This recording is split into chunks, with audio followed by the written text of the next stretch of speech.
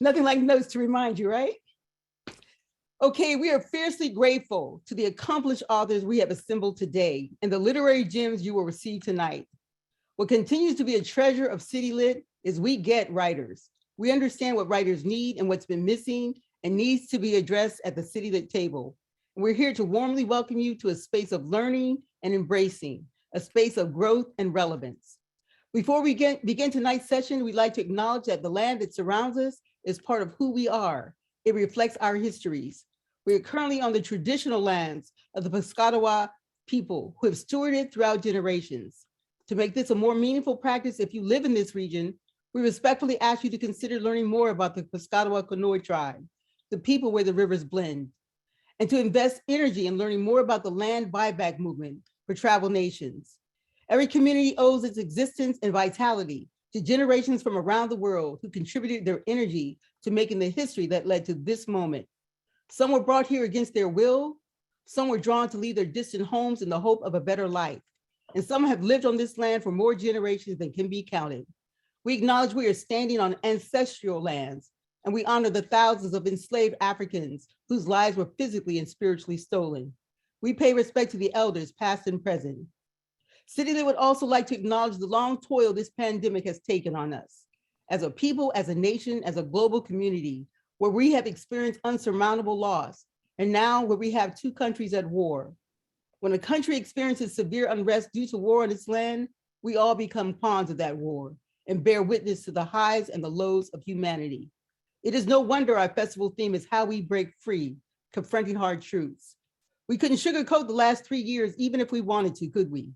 We couldn't act like we were good or state we were thriving when the brunt of a pandemic fell on us like a rude awakening, unlike anything we could ever believe claimed so many lives and burdened so many spirits. We purposely created a theme for this year's festival that is embedded in every session held, how we break free from things we find useless, from toxicity that clouds our judgment, from literary work we create that doesn't serve us. How do we break free from that? How we break free from years of a history that left out a few facts that would change the way we viewed slavery.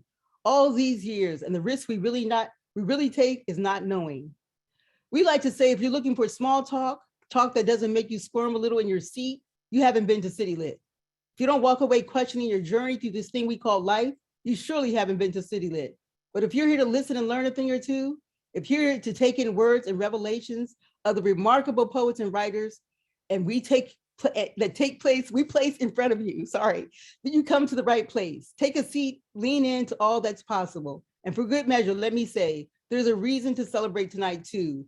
This year, CityLit has forged incredible new partnerships with the following organizations to bring light of literature to your living rooms, to your screens. And this weekend, for the first time ever since November of 2019, we come to you live for 3 events. This Saturday, March 12th, for our day-long program at Enoch Pratt Central Library, featuring the 1619 Project creator of the 1619 Project, Nicole Hannah-Jones.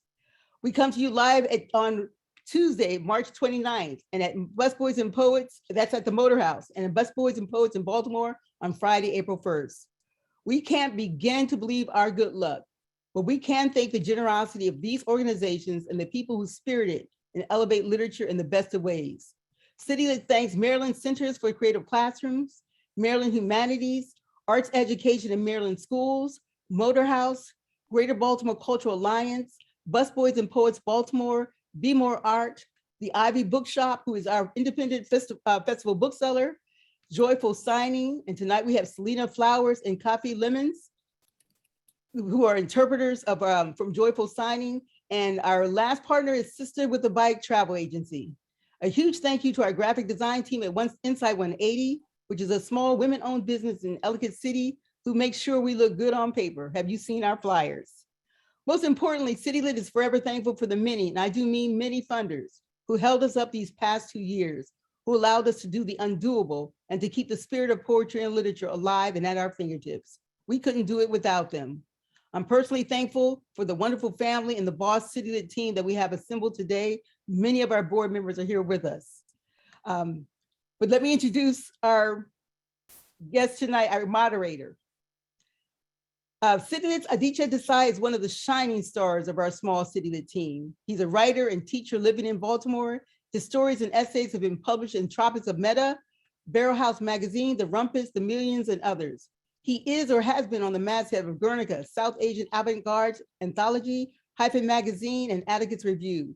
He is an MFA in fiction from the University of Maryland, College Park, and serves as a secretary on the CityLit Project Board. He started out volunteering for us as a CityLit gladiator, and we are forever thankful that he chose us as his nonprofit. Please welcome Aditya Desai. Thank you, Carla. Thank you. Pro tip, if anyone ever needs to be introduced somewhere, you should definitely give Carla a call. She'll jazz you up in a way that will make you feel like you've won an Oscar and a Tony and everything all together at once. Thank you all for coming tonight. I'm really excited to be moderating this panel for a number of different reasons, not only because I think we're looking at 116 people in the Zoom right now. That is an amazing, amazing group and amount of people.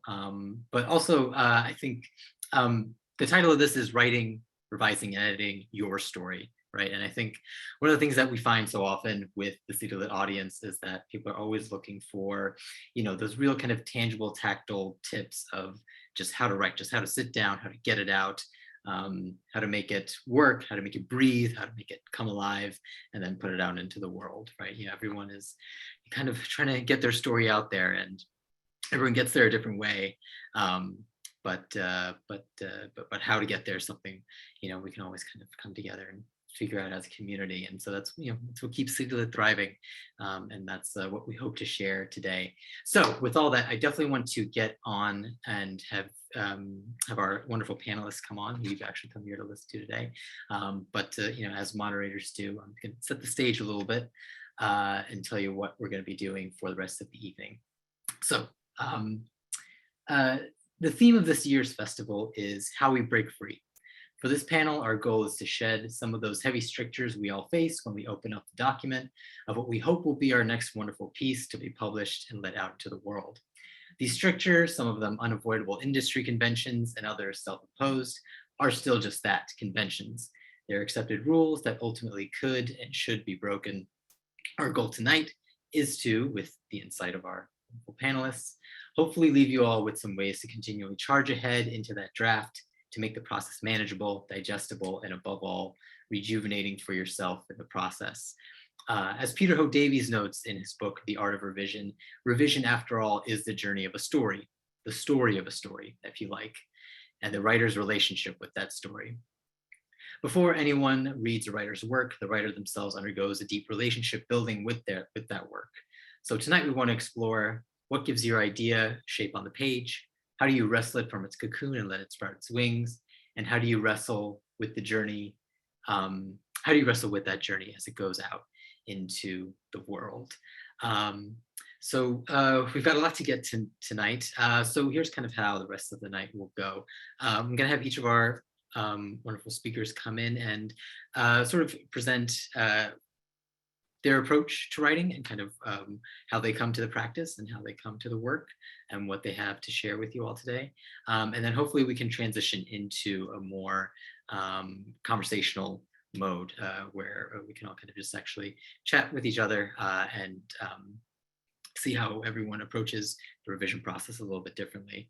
And then around 10:15, we'll go into Q&A. So as you're listening, if there's things you would love to ask and get these people's thoughts on, definitely make a little note of it. And when it's time, we'll be happy to address your questions. All right, so great. Hopefully throughout this night, we can kind of track kind of the life cycle of a piece, right? Everything starts from an idea you have in your mind and that generative phase of actually collecting those ideas, putting them down on paper, getting pages together, and then moving through into drafting, revision stages, and then finally publication.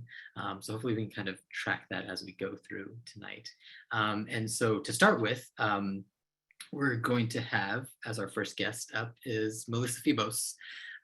Melissa Fibos is the author of the memoir Whip Smart and 2 essay collections, Abandon Me, a Lambda Literary Award finalist, and Publishing Triangle Award finalist, and Girlhood, a national bestseller. Catapult will publish a collection of her craft essays, Bodywork, on March 15th, 2022. Very, very close. Make sure you get your copy if you haven't pre-ordered already. A recipient of the Jean Cordova Nonfiction Award from Lambda Literary and of fellowships from the National Endowment for the Arts, McDowell, Breadloaf, Lower Manhattan Cultural Council, the BAU Institute at the Camargo Foundation, Vermont Studio Center, the Barbara Deming Foundation, and others. Her essays have appeared in the Paris Review, The Believer, McSweeney's Quarterly, Granta, the Yale Review, Tin House, The Sun, and the New York Times Magazine. She is an associate professor at the University of Iowa, where she teaches in the nonfiction writing program. Everyone, please welcome Melissa. Thank you so much. Am I good to go? Thank you. Yeah, wonderful to be here. Yeah, Melissa is going to start us off with a visual presentation. So yeah, take it away whenever you're ready. All right, thank you, Aditya. And thank you, Carla and Tracy and the interpreters. What an amazing lineup for this festival. I'm so happy to be here. And I absolutely love the theme of this year's festival, How We Break Free, which is, the topic I'm going to talk about fits squarely under that. And it's really going to be about sort of breaking free of the things that sometimes block us before we even start writing and while we are writing. So I'm going to go inward a little bit before we go outward, but I'm also happy to answer questions about more brass tacks topics later in the Q&A. So I'm just going to share my screen, and I have a little handout for you. All right. Can you see this weird image that I pulled from the internet? Excellent. Okay, let me just pull up my notes. And okay, so what I want to start off by doing, if you're not too distracted by this ridiculous picture, is make a little list, and you can just do it in your mind. I want you to think of the things you are most frightened of writing about. The things that feel forbidden because they're not polite, because people wouldn't be interested, because a voice inside you tells you they'd be self-indulgent, because people would be mad at you. I'm sure you won't have to grope very far, because these topics tend to lurk pretty close to the surface of our minds, like secrets do, right? So just note what those are for you. And as a form of encouragement, I have included one of my own such lists. And you'll note that all of these things have been checked off the list for me. I love to check things. I love to make lists and to check things off of lists. I don't know if you all are listers, you're writers, so you probably are. And I imagine some of you do what I do, which is at the end of the day, think of the things that you did that were on the list, and then you add it to the list and cross it off in the same breath, just so that you make sure they're accounted for. So we're just gonna step aside from that thought for a minute. I'm gonna return to it when I'm done talking. It has been my experience as a writer that the unseen parts of us have the most gravity, the things we're most afraid of others seeing, the parts we hide and the parts we hide from, the things that simultaneously repel and compel us. And it's been my experience that writing about those things has been the only way sometimes for me to be free of them. And it's also been the most socially useful kind of writing I've ever done. However, a few years ago at a very big, well-known writers conference, I went to a panel of literary magazine editors. And on that panel, a female audience member posed a question about the potential audience for her story, A Memoir in Progress, which was sort of circled around surviving a familiar kind of trauma. And after her question, one of the editors on the panel rolled his eyes and shrugged and said something to the effect of, I mean, I'm not sure we need any more of those stories. And the other panelists nodded. And it seemed to be the consensus between them was that stories like hers belonged on talk shows or in therapists' offices, not in the hallowed realm of literary prose. Everyone knew, should know, that we don't need another one of those, like save it for your diary. And this was not the first time I had heard this conversation. And for years, I nodded when people said these kinds of things, feeling uneasy. But a few years ago, I decided to stop agreeing when my peers sneered at the idea of writing as transformation or as catharsis or even as therapy, because I really started to wonder who was writing in their therapeutic diary and then dashing it off to be published, because I had no idea who those supposedly self-indulgent and extravagantly well-connected narcissists were. But I suspected that when people denigrated them in the abstract, they were often picturing women. So I decided to stop referring, at least in a derogatory way, to stories of body and sex and gender and violence and joy and childhood and parenthood and family as navel gazing. So I want to take a look now at something that I've played around with different kinds of names for with my students, and I've provisionally settled on the term trolls. And I have a picture. Those fellow 90s children will recognize this friend. What I'm talking about is the voice that tells you to stop writing, that has a familiar and reliably powerful rhetoric. Mine says, no one cares, you're being self-indulgent, your past successes were flukes, this has been done before, you're not knowledgeable enough, you haven't read the right books, and so on and so forth. It's very predictable and repetitive. Your troll is tailored specifically to you, and you know what it says, and it knows what scares you the most, enough to stop you from writing. So what I want to do before I move on to this next slide is something that I've heard called a waterfall on Zoom. And what I want everyone to do is go to the chat, make sure it's set to everyone. And I want you to type in something that your troll says to you, but don't enter it yet. Just type the phrase. If you want to do a couple of phrases, that's fine. And I'm just going to give you a few seconds to type that out. And then we're all going to press send at the same time. So they'll all appear in the chat. So it might be, you know, you can have the same ones. Your troll might say the same thing as mine. No one cares. It's self-indulgent. Who are you to think other people should be interested in your story? Whatever it is that it tells you.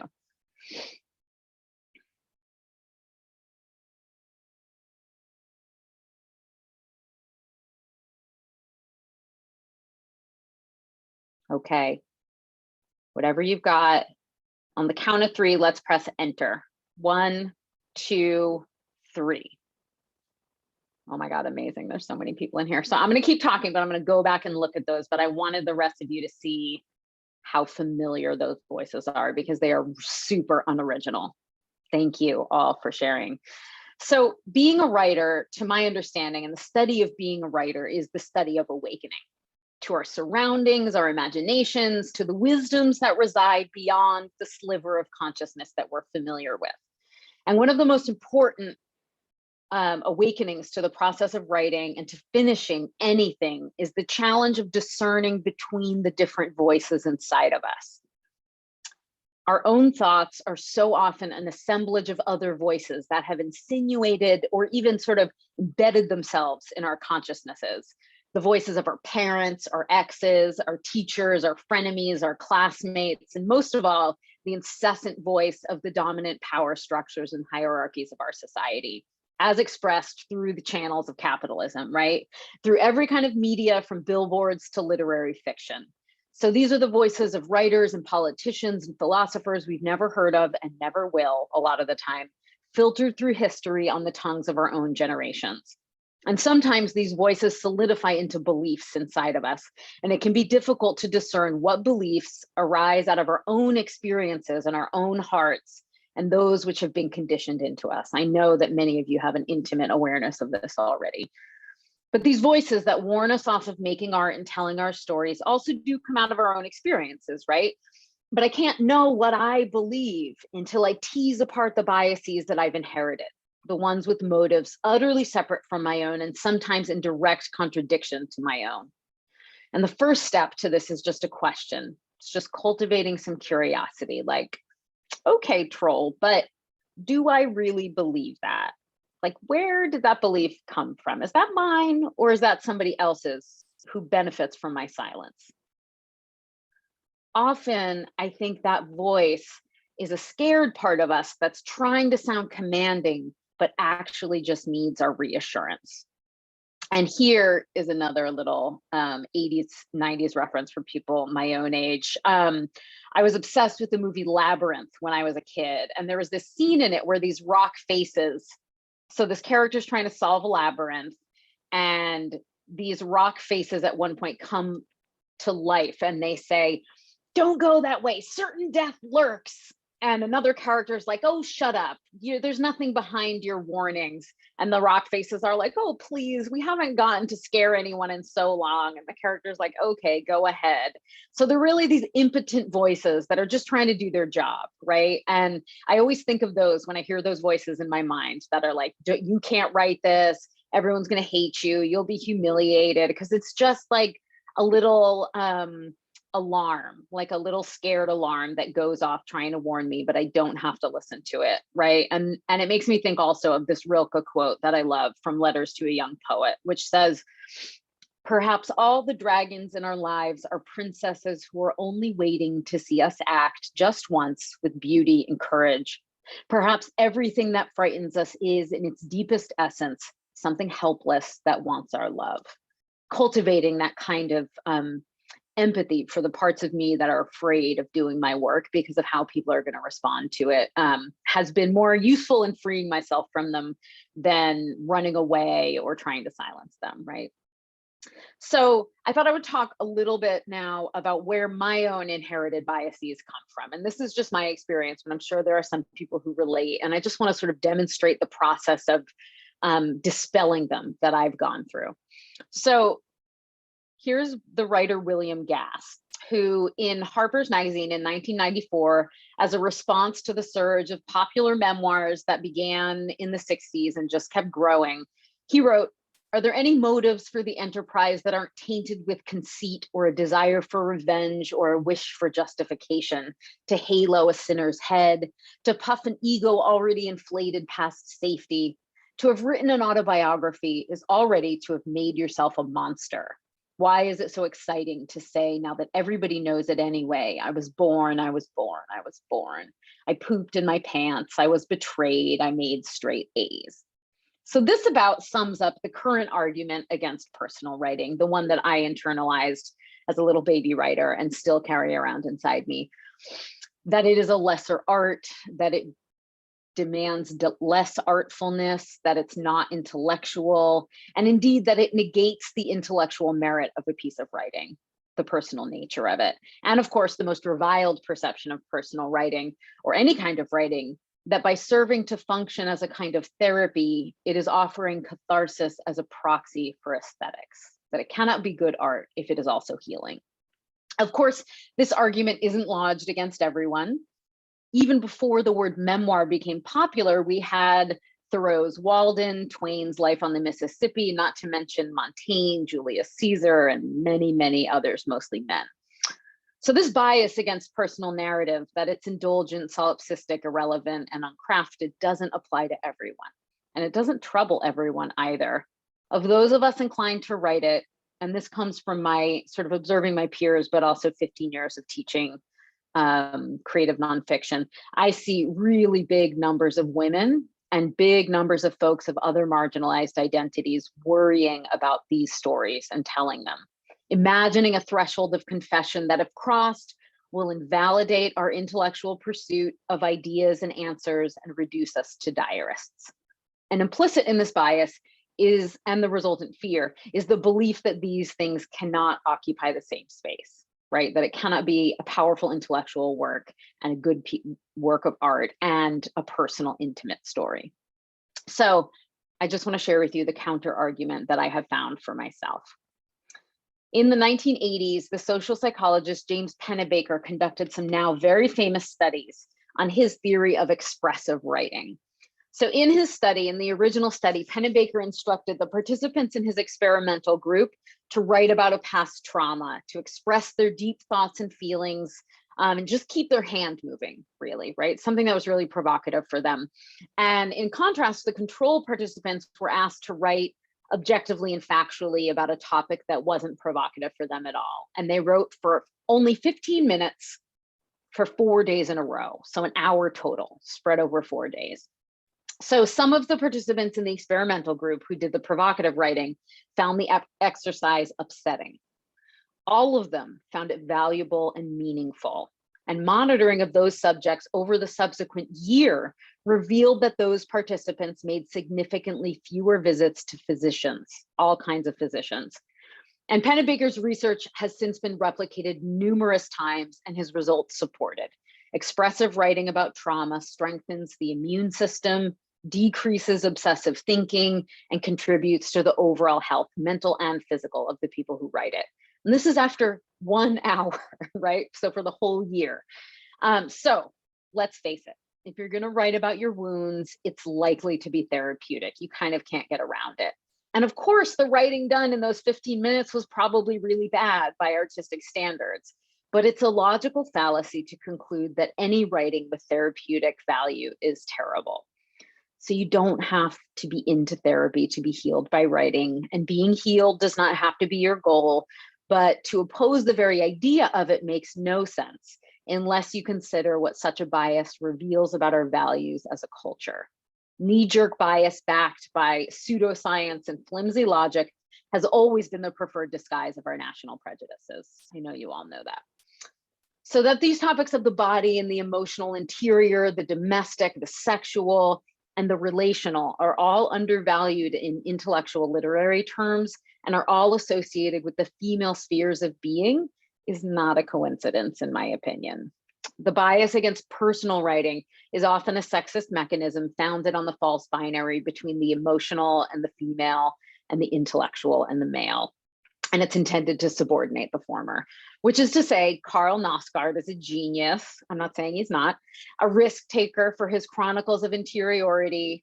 While all my female graduate students are terrified to write about being mothers for fear that they will be deemed vacuous narcissists. Or as Maggie Nelson in The Argonauts says of a man inquiring how she could possibly pen a book on the subject of cruelty while pregnant, leave it to the old patrician white guy to call the lady speaker back to her body so that no one misses the spectacle of that wild oxymoron, the pregnant woman who thinks, which is really just a pumped up version of that more general oxymoron, a woman who thinks.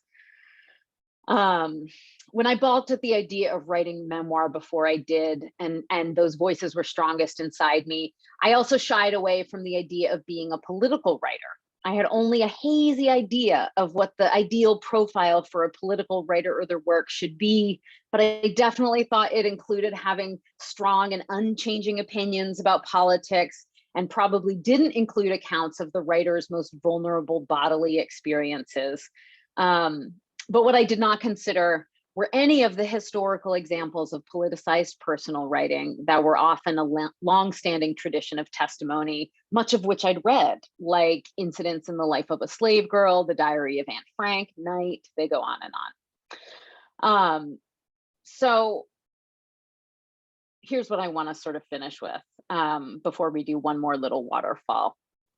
Acknowledging all of this, that the argument against personal writing that I internalized holds no water at all, right? And that in fact, my favorite kinds of political writing are those that include the full corporeal, emotional, domestic experiences of people. And I think that that is the foundation of most social movements, is about sort of acknowledging the bodily, emotional, intimate experiences of people that folks have tried to erase. But acknowledging all of that is very important, but it won't get your book published, right? Being healed by writing doesn't excuse you from the extravagantly hard work of making art, which is to say art that succeeds by its own terms.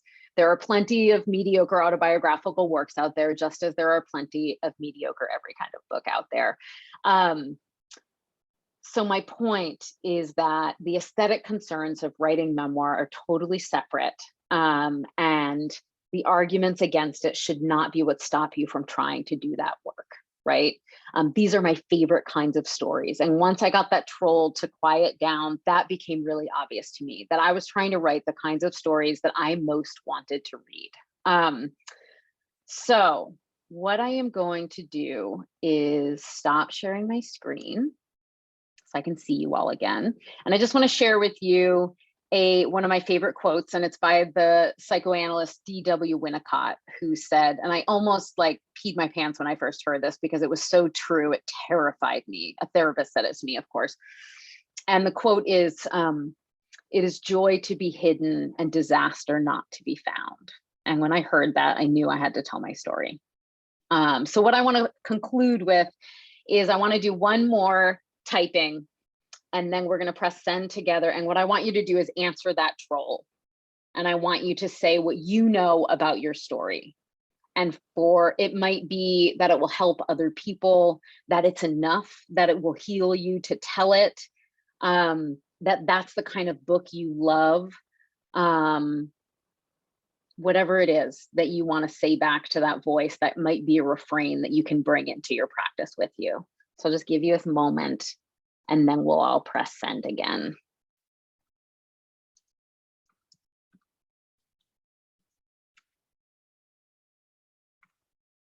Okay. 1, 2, 3. All right, I'm so excited to go back later, and maybe Carla can send the transcript of the chat to us so that we can all read them. Thank you so much for your good attention. I'm so appreciative and so excited to hear my other panelists. Thank you, Melissa. Yeah, I'm too likewise very excited to kind of go back to the chat later and see what everyone came up with. It's like this kind of kind of instant kind of mood board of kind of where all of our writing practices. I do want to add that if the things that Melissa said was something that you were resonating with, and it seems like a lot of you are, this is kind of the genesis for her book that's coming out next week, Bodywork. And as I've read, there it is, there she just held it up to the screen. And I've read through it, and it feels just as the way that she just delivered her notes right now, just like someone very personally just kind of telling you, this is what I've experienced and this is what I think we should think about with our writing. So definitely pick up a copy. All right, we're going to keep things moving with our next speaker, which is Matt Bell.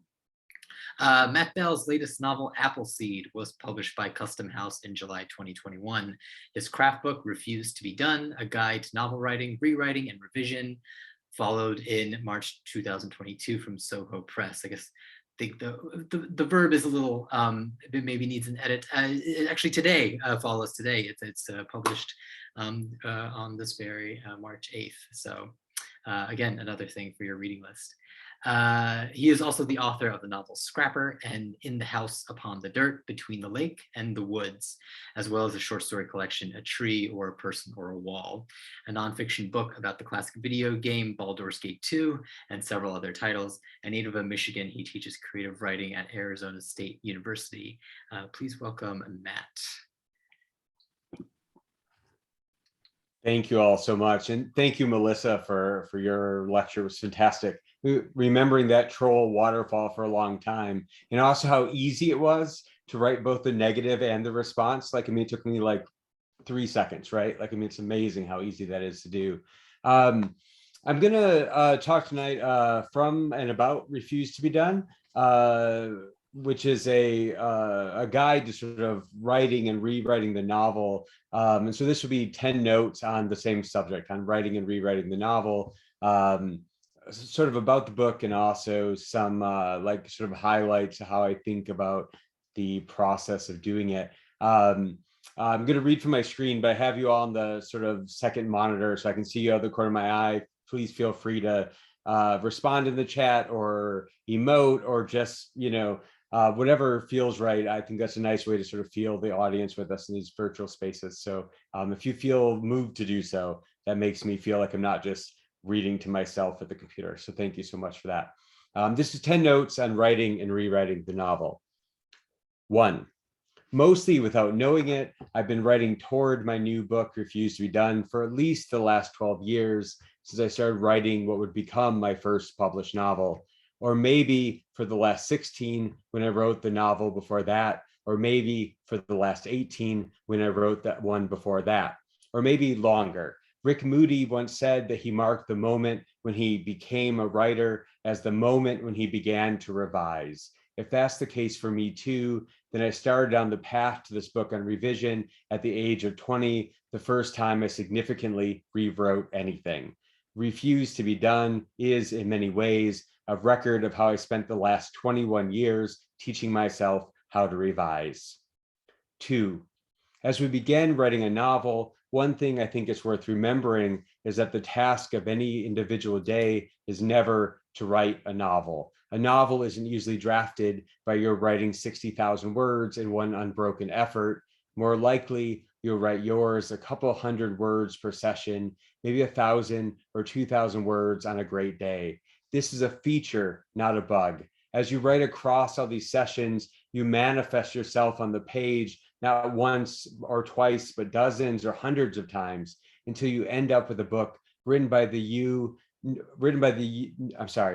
you end up with a book not written by the you who existed on any particular day, but rather one collaborated upon by the many yous who existed over the likely hundreds of days you're writing. This is what makes our favorite books seem written by superhumans, full of what Jane Smiley calls incomprehensible abundance. Revision and rewriting is one of the ways we accomplish this abundance.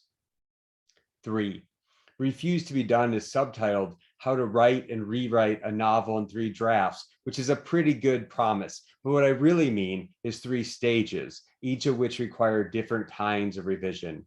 The first stage, which requires generative revision, the second stage, which requires narrative revision, and the third stage or third draft, which requires polishing revision.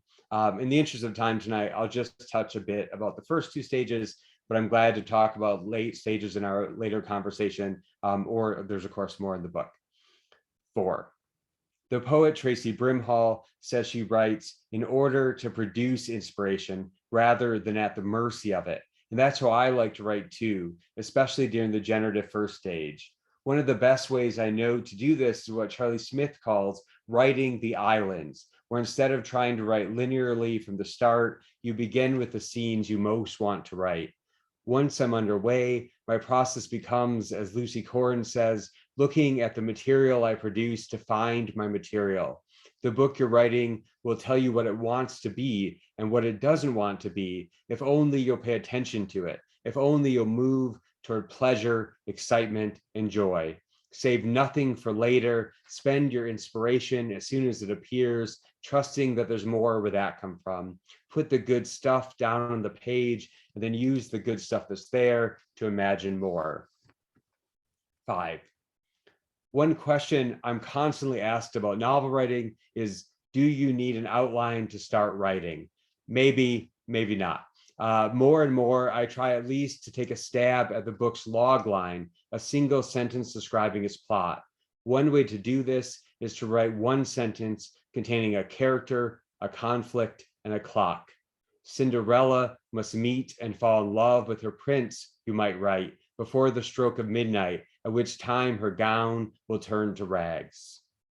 6, one day, I promise you'll finish your first draft if only you keep going.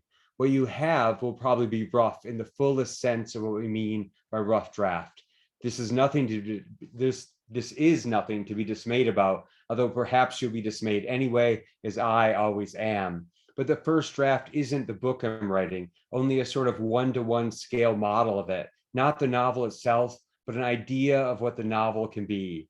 I always think here of the Borges story on exactitude in science, where a country's cast of cartographers pursues accuracy and excellence to the point of creating a highly detailed map exactly the size of the country, an impressive but entirely useless artifact. My second draft, what I think of as the narrative revision, aims to produce the book my book-sized map suggests, something much closer to the ideal novel I set out to write. 7, it's only now that I write a full outline describing what already exists. You can do this however you want, in traditional outline form, in a bullet point list, on index cards tacked to your office wall, conspiracy theorist style, or a beat sheet or set of storyboards. Or you could outline as I do, which is to write a narrative outline, a summary of the book written in an approximation of the novel's voice. What you want to get down in your outline, whatever forms it takes, are the book's events, what Anna Kesey usually usefully defines as everything that progresses time in a narrative. In other words, not interiority, not digression, not backstory, just what happens in the primary timeline of the novel. 8.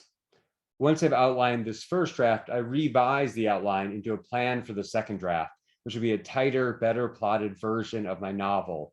What I'm looking for here, no matter how the novel is structured, is the cause and effect relationship between events. I look for what Jim Shepard calls the rate of revelation, the sense we have of the pace at which we're learning crucial emotional information about the story's central figures. How long does it take to get to the novel's inciting incident? How frequently does something new happen? Where are the events that change the reader's understanding or raise tension or advance conflict? Where is the turn to the ending? Which threads are brought to a clear conclusion in the final pages of the novel and which are left unresolved? 9.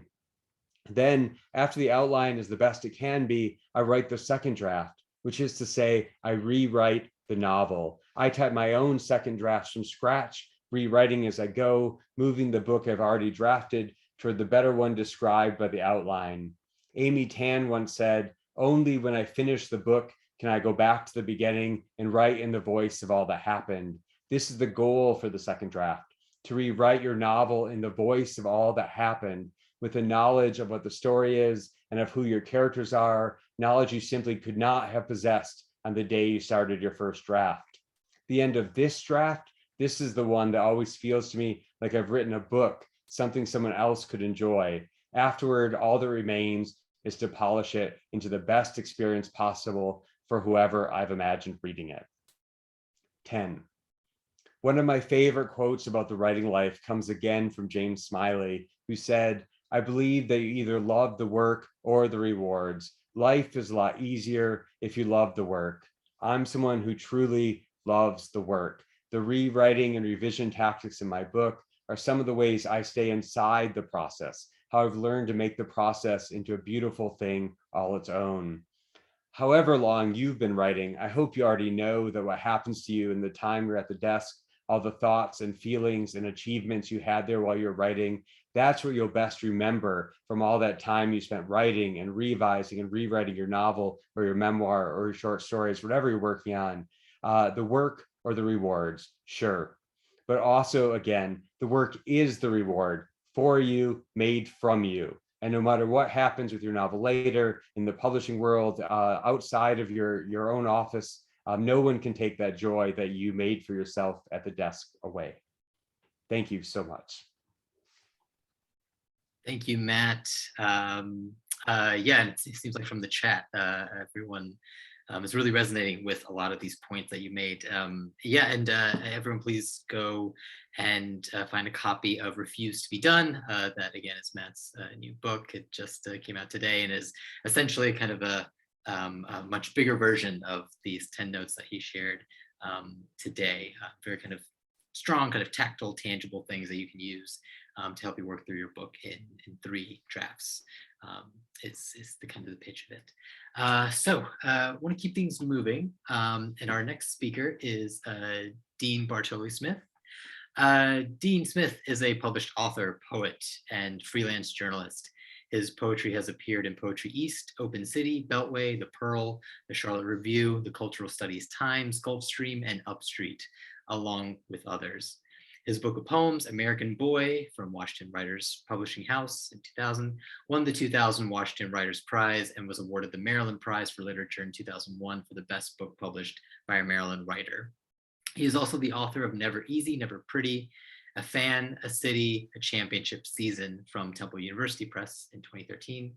His newest book, Baltimore Suns, with his newest book, Baltimore Suns, Dean Bartoli-Smith offers a wrenching examination of our troubled attachments to place and the deepest wounds of the American psyche, and he is director of the Duke University Press. So everyone please welcome Dean. Thank you, Aditya, and thanks, Matt and Melissa, for your fantastic talks. I really love that. I'm going to do similar to Matt, just read from the screen. I'll work up to Baltimore Suns but I'll include all the other books as well, because they're all somewhat related. I'm here in our offices at Duke University Press in Durham. This is the Brightleaf Warehouse, named after the famous tobacco grown in this area. It was built by the American Tobacco Company. On July 8th, 1944, fires burned here. A Black soldier who refused to sit in the back of the bus, Private Booker T. Spicely, was murdered on that bus. And it's a little known story in Durham. That became a poem entitled Something to Cool You Off in Baltimore Suns. And that bus went right past this window. And what I thought about before writing that poem was Private Spicely lying on the ground, bleeding to death as that bus rolled away. And that's sort of how it works for me sometimes. There is always something to be made of pain. And that's from a Louisa Glick poem, love poem, in the house on Marshland. Her new book is just out, and that was in a review that I read yesterday. And it took me back to a session with Mark Strand in 1995, where he told me the best poems evoke a shared sense of suffering. So my work rises out of loss. That first taste for me was my parents' divorce at the age of 7. My mother referred to me as cynical, as sarcastic at an early age. I eavesdropped, I listened, I mumbled complaints. The urge to tell stories comes from that moment, that break that allowed me to see the world. The memories, the loss, the fighting, words that hit the wall like gunfire. It was the late 60s. There were assassinations, the Vietnam War, and I read the B-52 headlines and the sports pages for the Baltimore Orioles scores. I read The Sun. That's how I learned to read and write sentences. The great verbs like rout, pummel, clobber, clout, the poem Sports Writer in Baltimore Suns. My mother forgot to pick me up on the day after RFK passed at kindergarten. I was there until almost nighttime. And those are, kind of, if I sequence it all, it started with the Orioles losing the '69 series to the Mets, my parents' divorce, and then Ali losing to Frazier, which actually happened today, 51 years ago, or tonight. And my dad left to become a basketball coach. So that miasma became the basis for my first collection of poems. And I work like a crab, a Baltimore crab, sifting through plankton, finding the pieces and sequencing them, pulling things out of the dumpster and recycling them. My poems are reportage, they are journalistic voyages. I published my first poem at the University of Virginia in 1984 entitled All I Want. The poem starts with an octopus mired in the sand, it's trapped. The last lines are, all I want is a Jim Bowie knife to cut up my heart and roll it back into the sea. That was an epiphany for me. That was breaking free. The act of rolling it back, tentacles and all. I'd failed my economics exam a few weeks before and called home. I said, Mom, I'm not gonna major in business. And she said, I gotta pick your brother up from the football practice. So I felt like that was licensed, like it was okay to be doing this. Sylvia Plath, that's who I wanted to write like. Robert Lowell, Ezra Pound, Ariel and Life Studies opened that door. I was the one the teacher called on to defend Sylvia Plath, the other students who were mortified. I studied with Richard Jones, Greg Orr, and Charles Wright. And that's part of that handout, which engage your mentors, find your champions. From this point on, I tried to just show up and listen.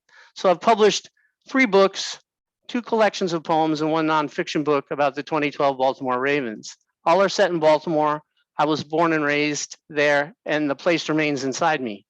It wasn't intentional, it just flowed that way. Right, which I'm trying to save the city and in some ways myself.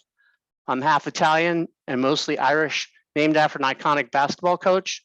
So you have to cultivate as much irony as possible. When I drive home now, there's a sign that says Dean Smith Highway, and it doesn't get any more surreal than that.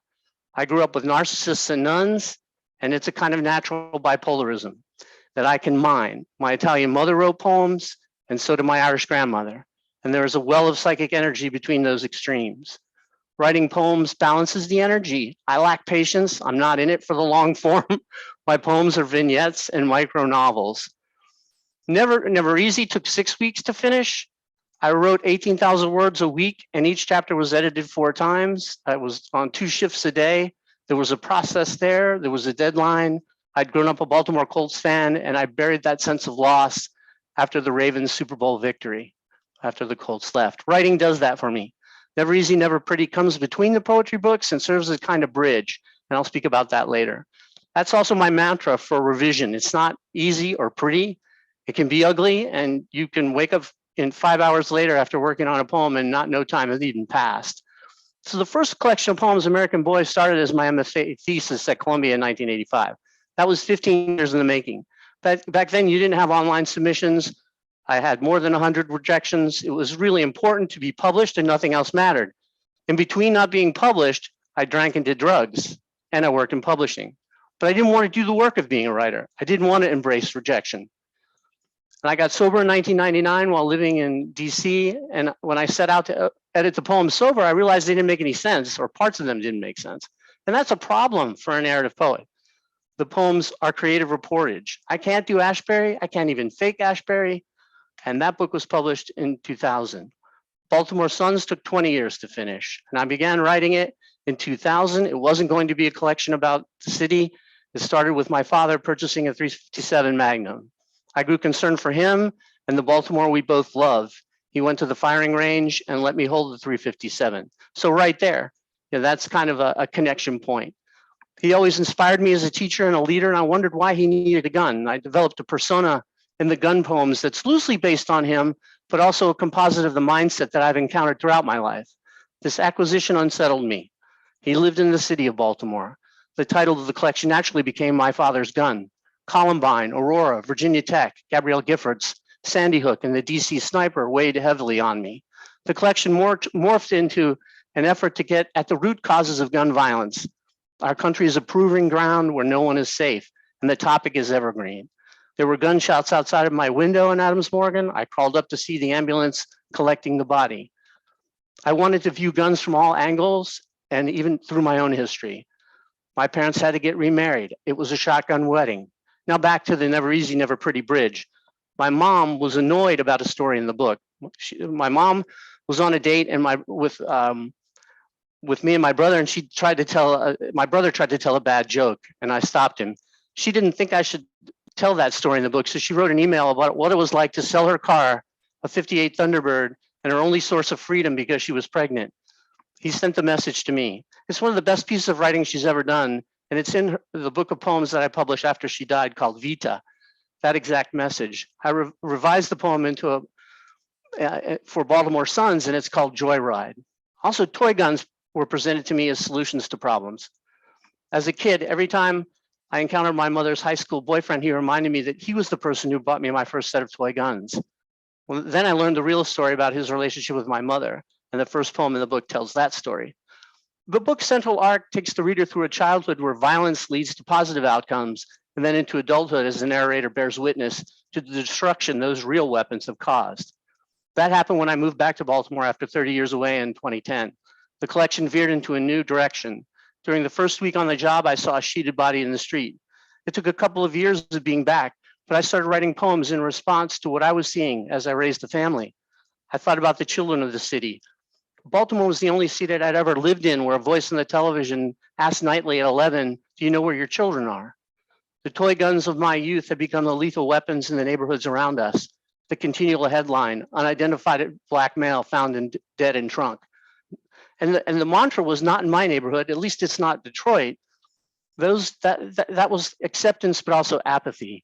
And place began to creep into the sidewalk cracks of the collection. The city erupted after the death of Freddie Gray.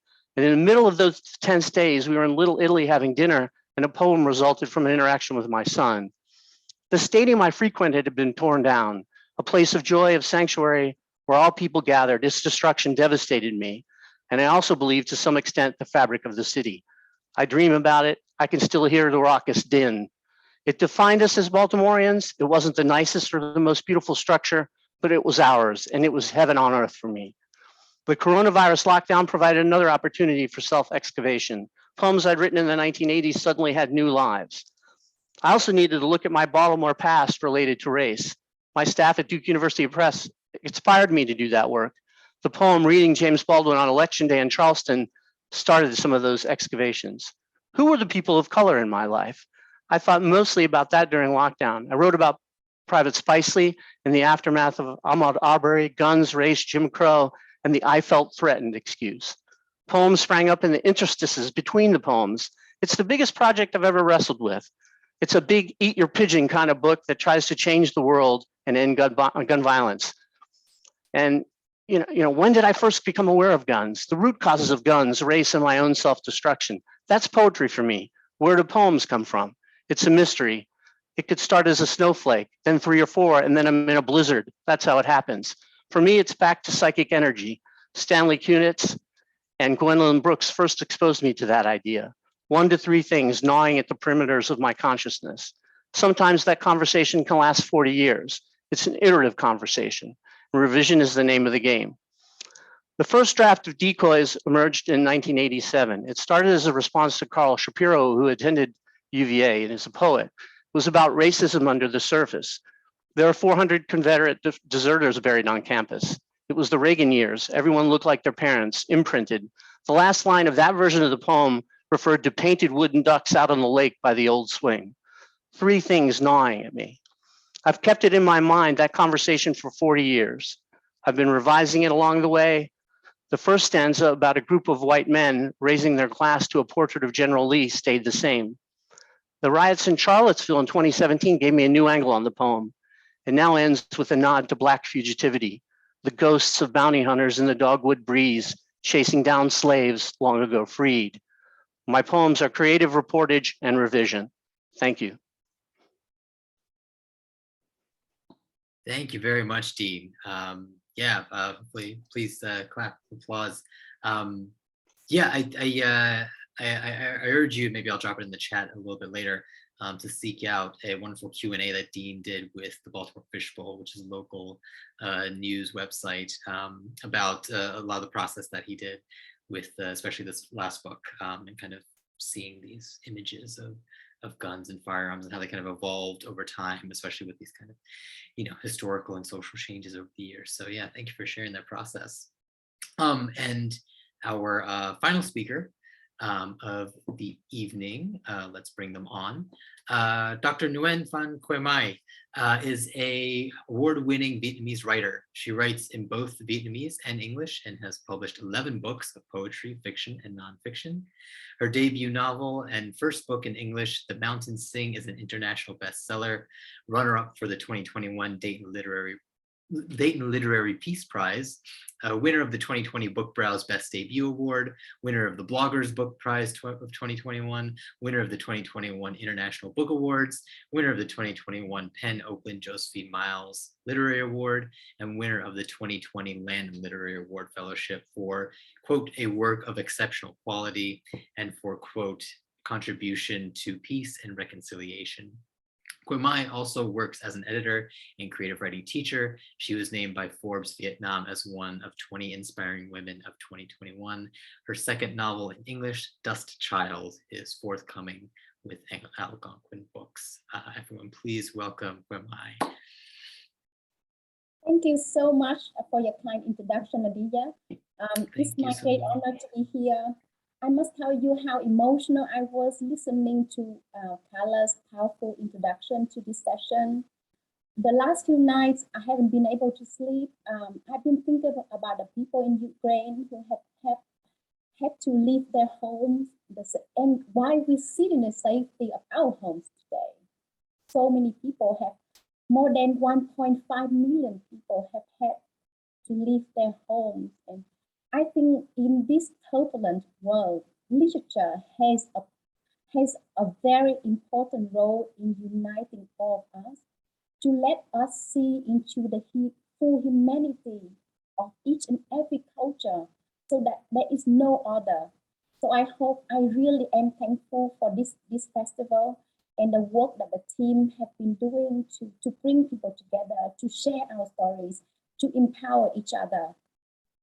So I really resonate with what Melissa, Matt, and Dean have shared before. I practice these tips throughout my writing life, and I have composed a list of 15 tips for to bear in mind as you write, revise, and edit your book. I'm going to go. You will have it as a handout from Carla. But I'm going to go through this may I share my screen now? Oops, sorry. Sorry. I think to share the screen, I have to change the settings somehow. Can anyone guide me? Hey, Tracy, can you help her, Tracy? Since you're a co-host, you should be able to click the green share screen button on that bottom bar. Okay, I have, but I think it said that to share screen, I have to change my system preference. Sorry, bear with me a little. Yeah, so it sounds like it's something in your own settings in Zoom that you have to enable.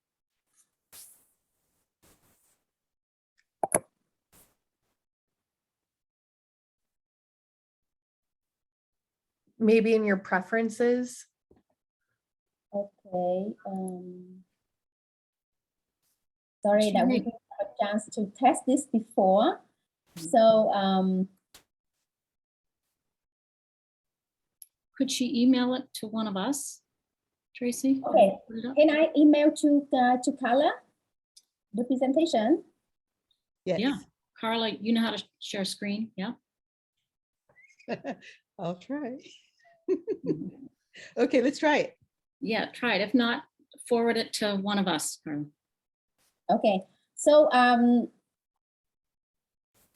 okay, let me Well, here, maybe while that's happening, maybe we can kind of take up the time a little bit to touch base with our other three panelists. Maybe not an intense question to start off so far, but I guess I am kind of wondering, how do you all celebrate finishing that first draft? What exactly do you do when you've hit that first moment of like the end? Okay, I think I've actually written a book now. What do you do then?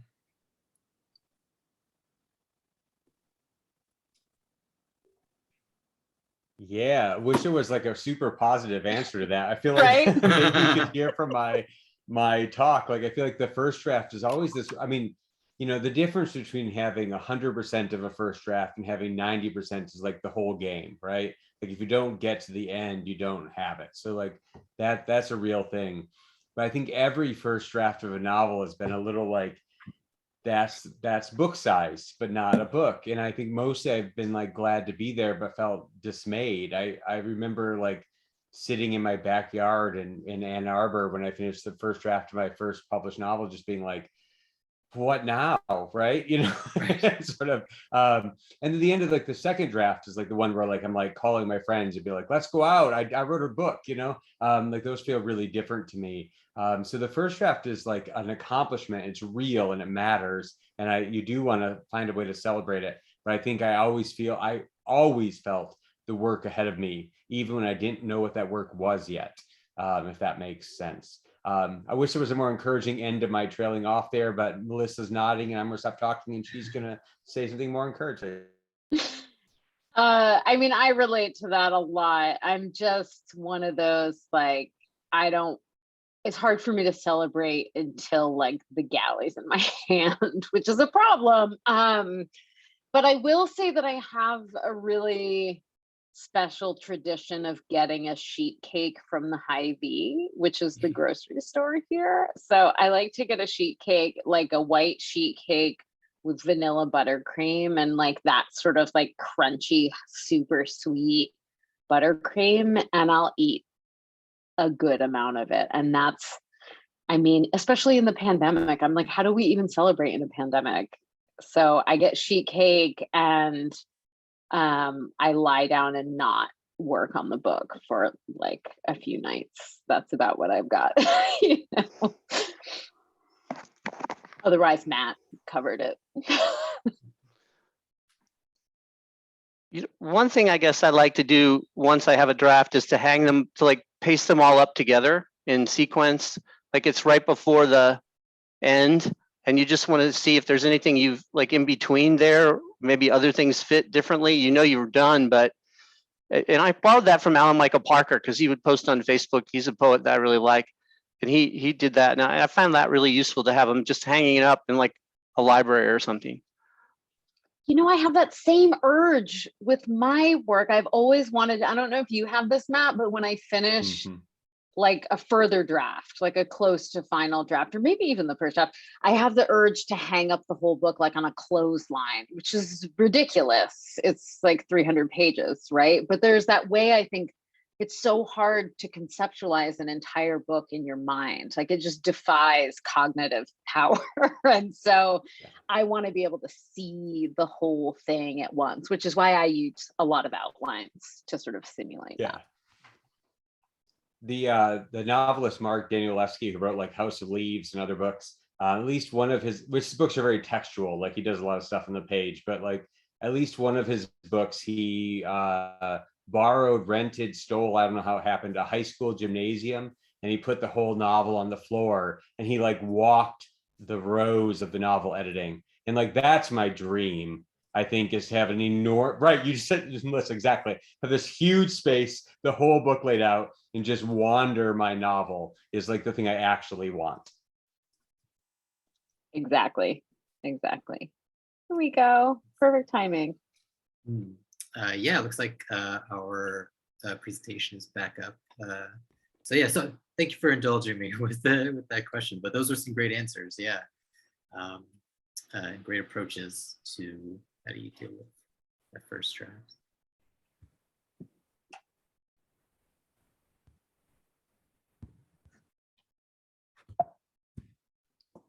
But yeah, Gomai, are we good to go?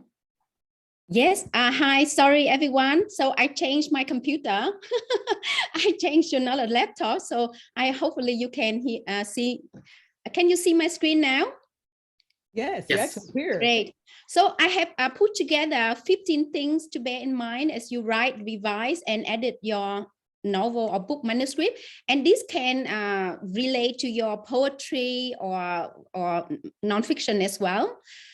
So this is a picture of my mother and I when I was growing up in Bạc Liêu, in a rural area of Vietnam. And at that time, I didn't know how to, I didn't know a single English word yet.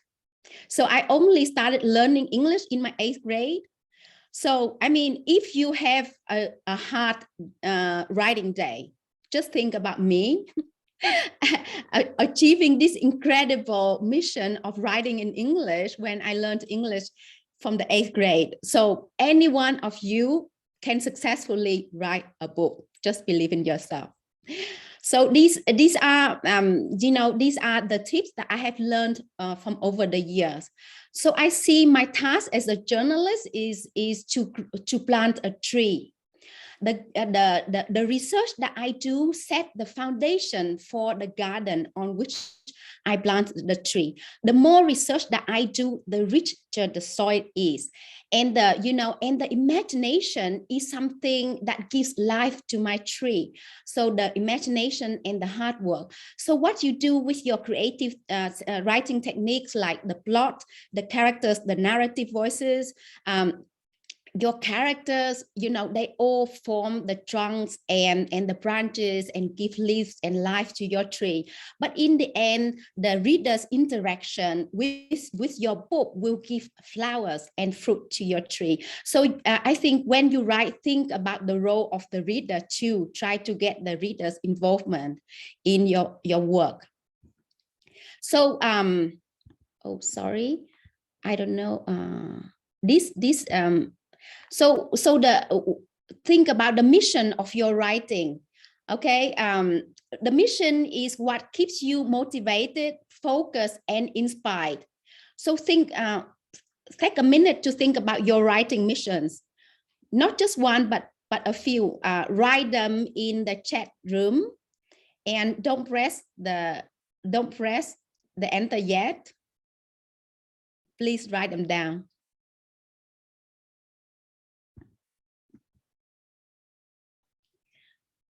So the mission of my writing is to present Vietnam beyond the Vietnam War and to challenge the way Hollywood movies and Western literature have depicted Vietnamese women as victims or as background characters to the Western stories. And I also want to showcase the Vietnamese creativity, diverse inner life, and expansive imaginations. And in the world filled with wars and conflict, I want to write for peace. Okay, so now I want to see the missions that you have for your own writing projects. Okay, great.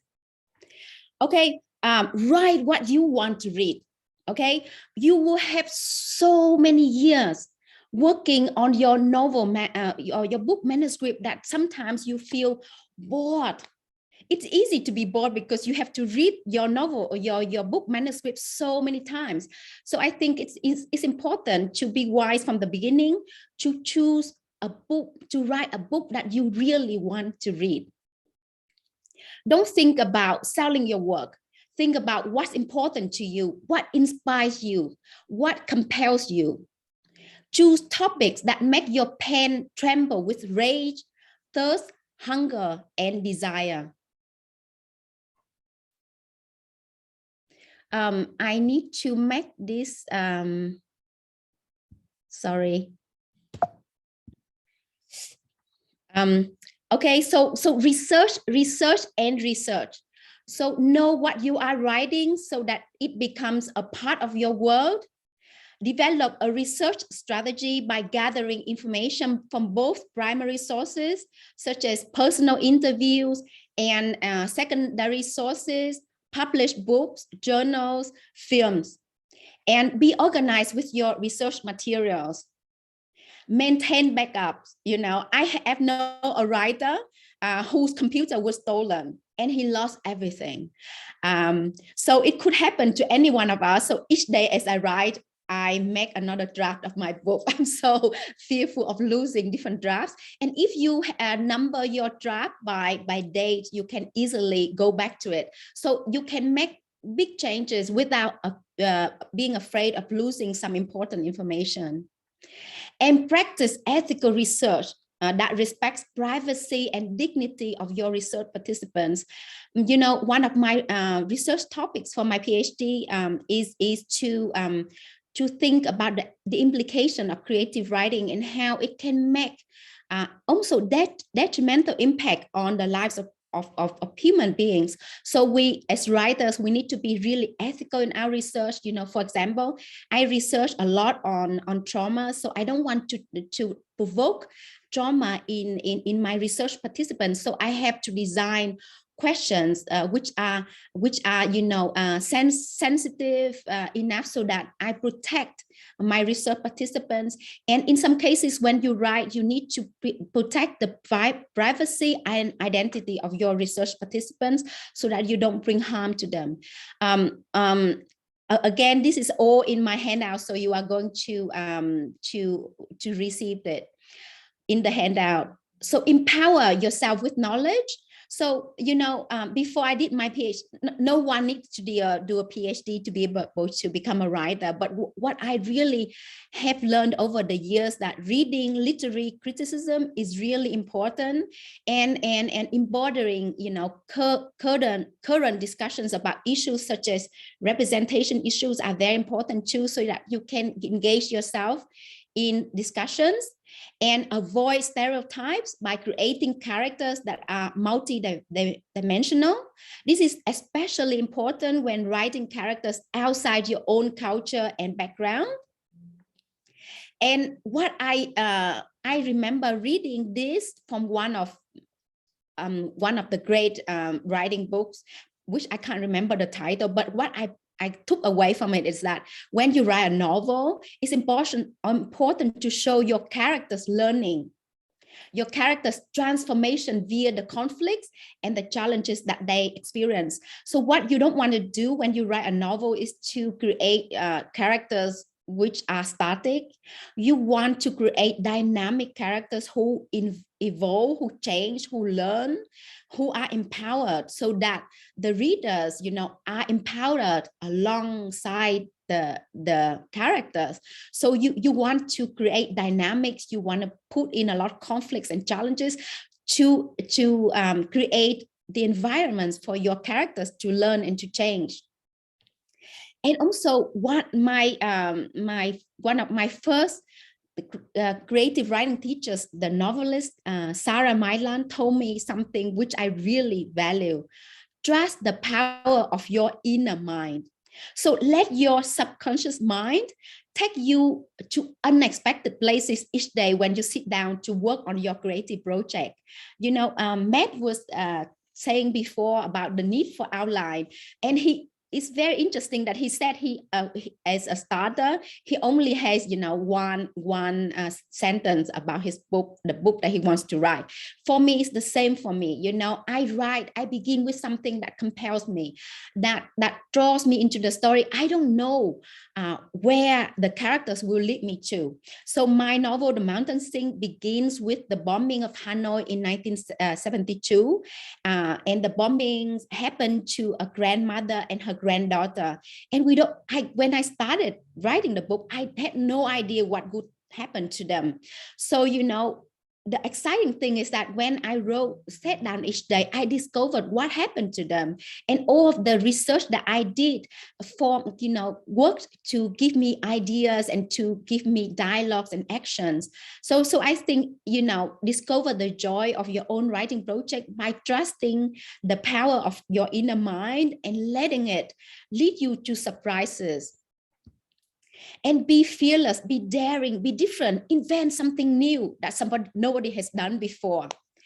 You know, like I wrote in English, it's my second language. How crazy is that? You know, and I use the dictionary and I put in a lot of Vietnamese proverbs because that's a part of our culture. And the international readers really like to discover the Vietnamese culture via my book. And at first I thought, you know, it would be too difficult for the international readers to read in the Vietnamese language. You know, I put a lot of Vietnamese language into my book, but you know, people really want to appreciate the authenticity. So, you know, bring in something which is unique to you and enjoy what your pen helps you to discover. So free your mind so that it can fly. So every writer's mind can be burdened with self-doubt and daily worries.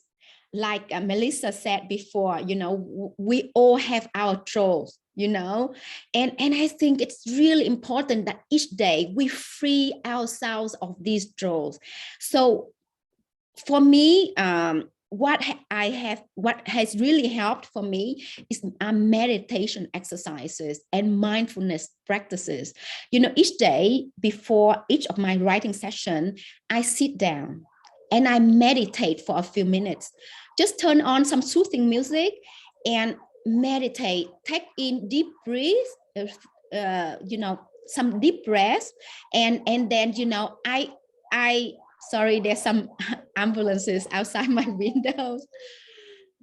So every day, before each of your writing sessions, if you meditate just 3 or 5 minutes, I promise you, it will make a huge difference.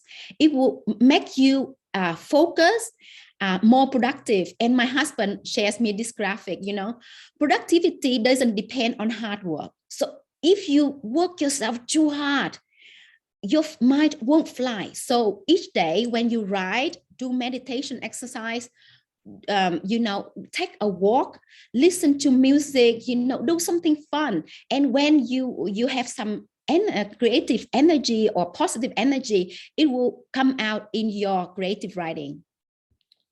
Okay, read and read. I think Stephen King said in his book, you know, on the art of writing, that he writes in the morning and he reads every afternoon. And I think one of the best things of being a writer is that you get to read a lot and call it a part of your job. So fall in love with writing by reading books that matter to you, as well as books that you enjoy. So each time when you experience what's so-called a writer's block, pick up a good book and read, and develop a unique voice. Only you can tell you the story your way. Learn from other writers and how to write books, but invent your own rules and have fun with your creativity. Employ all of your senses. And I think this is something simple, but it's very effective. When you apply all of your senses onto your pages, you will enjoy your writing more, and your writing will be more vivid. So the sense of taste, smell, sight, sound, and touch. This is very basic, but very useful. Maintain mental health. I think mental health is so important, you know, as writers, to write good stories, we often have to offer our souls to the world. We must become vulnerable for readers to become vulnerable alongside us. So this process is scary and sometimes traumatizing. We need to know how to take care of ourselves. So my tips for you are to practice regular exercise, have healthy diet, good sleep. I read a book recently of the book called Why We Sleep.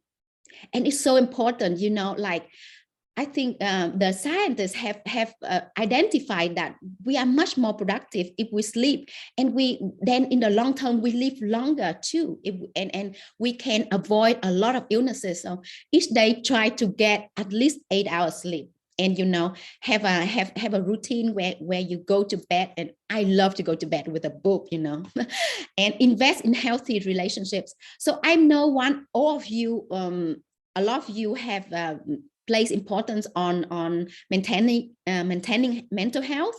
So in the chat box, put in your tips how you maintain your mental health, because you know the pandemic has really made a really bad impact on all of us, on our mental health. So I think I like to learn from you too. So put in the chat box your tips to maintain mental health, especially when you are a writer.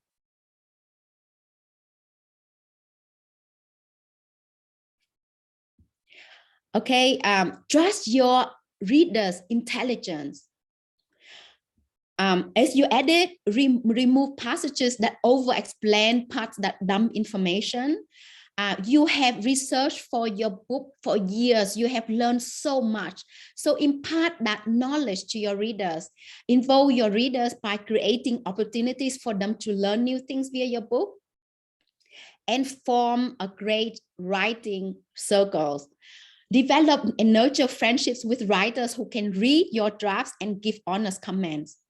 And this is so important. And I learned from it, from my master's and PhD in creative writing, that you learn how to write by giving feedback to other writers' work.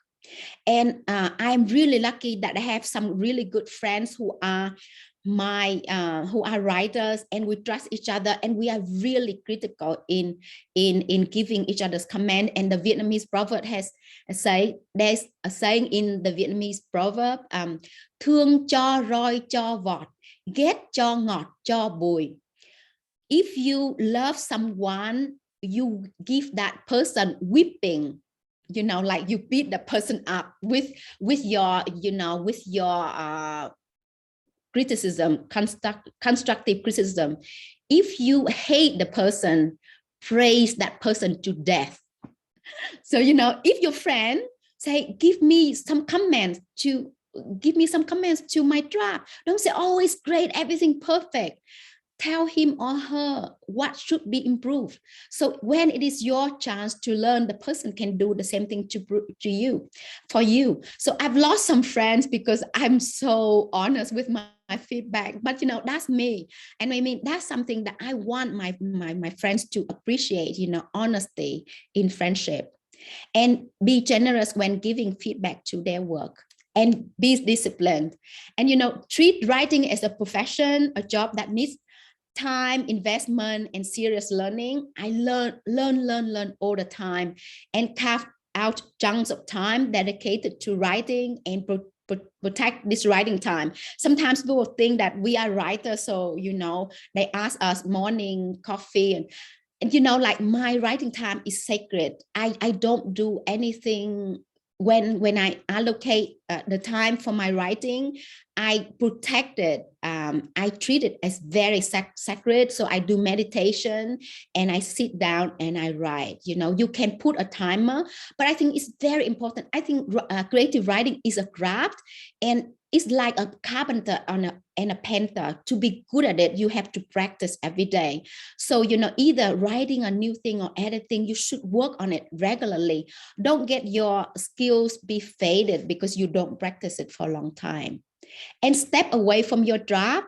Editing needs a clear vision. So a few months break from your manuscript will give you great opportunities to look at it in new lights.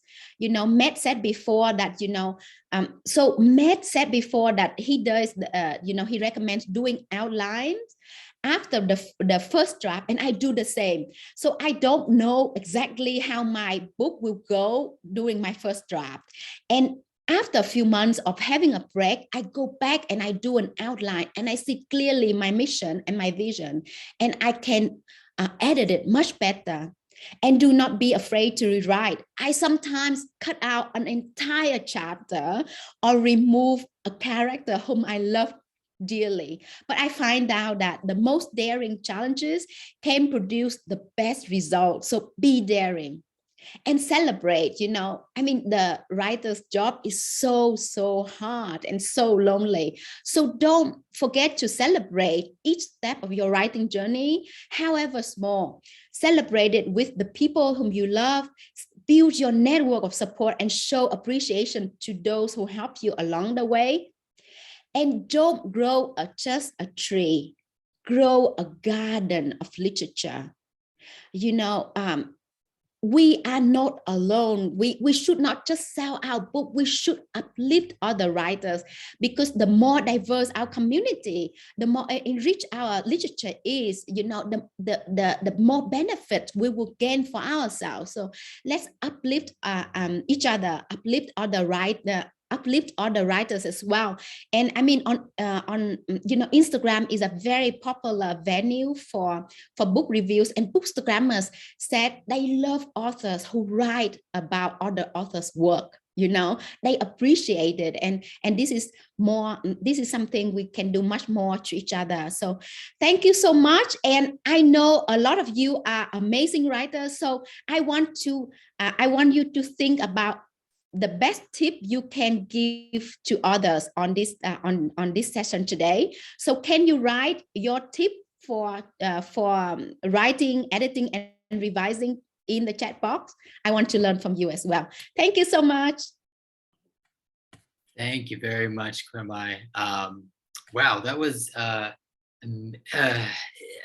just trying to take in like kind of the journey we went through on here, and I know we're kind of over time, so but if you bear with me for just a minute, because I do want to kind of, we started with kind of Melissa's presentation, which was coming from a place of, I have these ideas that I want to write about, and it seems like, in the world around me, there's all these trolls, to use that word, right, that keep telling you what you can and can't write, or what they want to see or what they don't want to see. And then we sort of went through what is the process of actually getting those words on the page and kind of beginning to revise and beginning to shape them through into a book, both with Matt's presentation and then with Dean's presentation, both from kind of a brass tacks, how to work with a draft, and then also kind of the more introspective journey that one has to take while they're developing that relationship with the book. And then finally, we come around to Kramai's final presentation, which is building on top of that, but brought us back around to this idea of who are we? Like, why are we writing this? Where's this coming from? And what are we trying to get out into the world?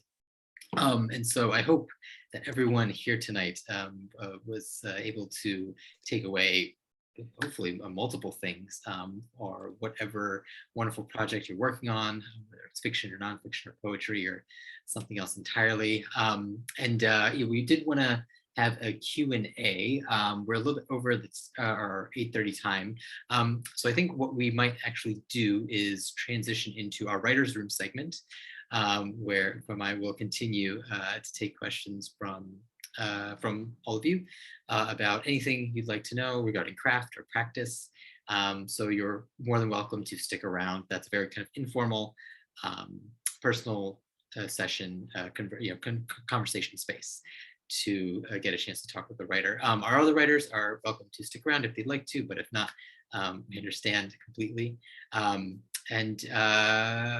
than that, please, one more thing. Oh, sure. Yeah. I just want to really thank the authors that showed up tonight. Dean Smith, Melissa, Matt Bell, Kwame. You've been very generous with your comments. I'm sure we'd want to have you back in Baltimore live. If it was a live space, trust me, it would be hard to get us all out of the room. We'd want to hear more and more. But each of you are so valuable to the writing community. You have no idea. You spouted so many jewels today. I could have listened to you forever. And I'm sure there are a lot of writers in the room who really just want to clear off the desk and just write. Forget work, forget, dealing with issues with family. But you kind of made me go there. And I'm just thankful for your generosity. You guys, please purchase their books. It's a big thing in this crazy time we're living in for people to support writers by buying their books.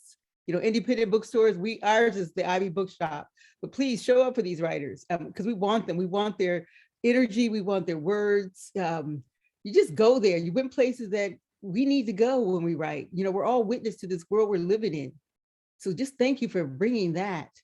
We're going to hang on a little bit longer and have be in the writing space with Kwame where you can answer questions. Dean, Melissa, Matt, you're welcome to stay. We don't want to pull your energy, but thank you very much. CityLit, thank you. Everybody on the call, please do your evaluations. That's how we bring writers in. That's how we take care of what you need and what you want. But we're very, very appreciative of the time you've spent with us this evening. Thank you very much. Melissa, Matt, Dean, Kwame, thank you very much. Excellent. And please, if you have anything else you want to say, Matt, Dean, Melissa, please. I've got to run, but thank you all so much. Really a pleasure to be here. Sorry, I didn't mean to clear up Dana. Thank you so much, Carla. Thank you, Dana. Thank you, Tracy. Thank you, Aditya. Thank you, everybody. Have a great night. I hope I see you all soon. Bye. And good luck, Matt. Thank you. Thank you. Yes, thank you so much. It was, Carla, this is like a total journey, 3 or 4 day journey. I'm going to send you what I read from tonight too. You can share that if you want. But Please. it was a really magical 3 days putting all of this stuff together and thinking about this and going back to books and finding things that I hadn't seen in years. So thank you so much for that. And Well, Matt, Melissa, Kame, Aditya, it was wonderful to see you. Thank you, Dean, very much, very much. Thank you so much. And everyone, if you can stay for the writer's room, I'm going to answer readers all of your questions. And sorry for the technical hiccup before. No worries. Take it away, Kwame. I just want to say before that, I'm sorry. In the chat is where the link where you can purchase anyone's books through our independent bookseller, the Ivy Bookshop. Thank you, Ivy Bookshop, for supporting us. I love independent bookstores, so thank you. And the Ivy Bookstore has signed copies of my novels, so I send signed booklets. Oh, nice, wonderful. So take it away, Kwame. Hi, everyone. Welcome to the Writer's Room. Thank you for staying. You have been with us for 1.5 hours already. So I appreciate your time and your patience very, very much. So I just, so I will be here to answer your questions, anything you want to ask about my publishing journey. And I want to say that I don't have a typical, like when I was growing up in Vietnam during a very difficult time, books enabled me to escape and to travel, to be friends with people around the world. And I wanted to be a writer from a very early age. And then my parents told me no. They said, don't you know what happened to the writers in Vietnam? It's very difficult. And my brothers told me, learn, have a job that earns money, help parents. What are you going to do when you become a writer? How are you going to live? So, so I only returned to my writing dream when I was 33 years old. And I started my career as a poet. I wrote in Vietnamese, and then I started translating Vietnamese poetry into English. And I was, and then I also wrote books, fiction, nonfiction, children's book, all genre. I wanted to learn as much as I can. And I wanted to translate a Vietnamese novel. And then I was looking for one. And then one day I told myself, why don't I write this novel that I wanted to translate, that I was looking for? And as a child, I really wanted to, when I was growing up, I wish I had a grandmother. Both of my grandmas had died before I was born. So I was really jealous of friends who had grandmothers to tell them stories and keep the history of their family alive. So I told myself one day I would write a book with my grandmother figure in it, so I could have a grandma. So, the Mountain Sing, helped me to imagine my grandmother's dreams and hopes, as well as the dreams of hopes of many Vietnamese grandmothers. So to be able to write that book, I interviewed hundreds of people, including my family members, our neighbors, and I went back to my parents' villages and talked to a lot of people. So the book is like the a result of my conversations on rice fields, in kitchens, in gardens, So it's the book is inspired by my own family's history, family history as well, because my grandpa was killed in the land reform, and my grandmother was killed in the Great Hunger. So I was compelled to write about these historical events to know what really happened, because they are rarely documented in Vietnamese fiction because of censorship. And I also, I have an uncle who fought for the Northern Vietnamese army, and he came back. He was very traumatized, and he died before I became a writer. So I always regret that I never had the chance to talk to him about what he went through. So I interviewed a lot of war veterans to be able to write a chapter in this book called My Uncle Dad's Journey South. But this book is fiction, even though it's inspired by real life stories, but it's fiction.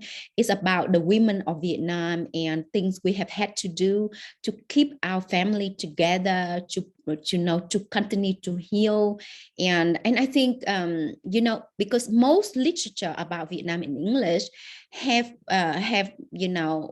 written in the viewpoint of Westerners, and especially about the Vietnam War, and Vietnamese people normally don't have a voice, and if we are given a chance to speak, we act as background to the Western stories. So I want to reclaim the Vietnamese narrative. I mean, there are so few books from the perspective of Vietnamese people, even though there are like tens of thousands of books about the Vietnam conflict, but there are very few in English written from the perspective of Vietnamese women. So I was compelled to write this book. And my second novel, Dust Child, is also about the long-lasting impact of the Vietnam War. And this novel is crazy because I challenged myself to write in the voice of Americans as well, because Americans have for decades have written in the viewpoints of Vietnamese. So I told myself, why don't I write in the voice of an American veteran, a man, a helicopter pilot. So to be able to write his viewpoint, I had to read a lot of books on helicopters, how they work, the roles of helicopters during the Vietnam War, and and I used imagination, and three other characters in my books are also lived also very different lives than mine. One is a Black Amerasian. So during the Vietnam War, nearly 100,000 Amerasians were born. They are the children of American soldiers and Vietnamese women, and they were abandoned and they were discriminated after the war because they were considered children of the enemy. So a lot of terrible things happened to them. So I wanted to document their experiences through one of my characters, who's a Black Amerasian, and he faces extreme racism. I write this to highlight how racist Vietnamese people are, and as and to highlight the need for us to recognize the stories of the forgotten victims of the war. And I also write in my new book, there are also 2 more characters who work as prostitutes for Americans. And you know, if you have heard about the play Miss Saigon, you know that Kim, the character in this Miss Saigon, you know, is a victim. She needs to be rescued by Americans. You know, she rather die than being a Vietnamese woman. So I write against that, you know. So throughout my book, you will see how my Vietnamese women characters are empowered by the literature that they read, and by each other as well. So they take their destinies into their hand. Yeah. So okay. So that's just. Let me just ask you a question, because I think you're touching on some really interesting subject matter. I imagine when you went to your family, when you because the Vietnam War is kind of like a hot topic in the States. So how did you tell us how you got through some of the difficult stories? Like, how did you as a writer prepare for that, and prepare for maybe stories that people didn't want to be told publicly? So how do you as a writer work through that? If I may be so bold to ask. That's a very important question. I think, you know, when I started out as a writer, I was rather fearful. I was fearful about the topics which are very sensitive to Vietnamese and Americans. They are topics people don't want to talk about. For example, the long-lasting impact of Agent Orange. I wrote on the New York Times about how millions of Vietnamese, Laotian, and Cambodians haven't been compensated, even though American veterans have been compensated to some extent, not fully, but to some extent, and have been acknowledged. But why not Vietnamese citizens, innocent victims? Why not Cambodians? Why not Laotians? So these topics are very sensitive and very emotional. But I think in the end, you need to know what is how the truth is for you and what you need to speak out, because you know you don't write for the type of writing that I do. I don't write for the sake of being famous or for the sake of selling my books, but I write to heal. I write to highlight the horror of war and conflict so that people recognize it, so that we can work more towards peace. So I think in the end, you know, it's your core beliefs, it's the mission of your writing that compels you forward and make you fearless, because there are so many things that stop you and say, you know, people will object you, will criticize you because you know these are, you know, too painful. But I think what I have learned is that readers are so generous. They are so generous. I cannot tell you how generous they are. And people sometimes we need to deal with our wounds, the thing that hurt us most, to be able to heal, to get better. And I have received so many letters from veterans, from American veterans, who told me, you know, I really need to hear that. I really need to hear this. Thank you for that. I think it's so important to hear that. So this is a space for writers in the room, in which we assume you all are, to ask questions of Kwame. She's here for you.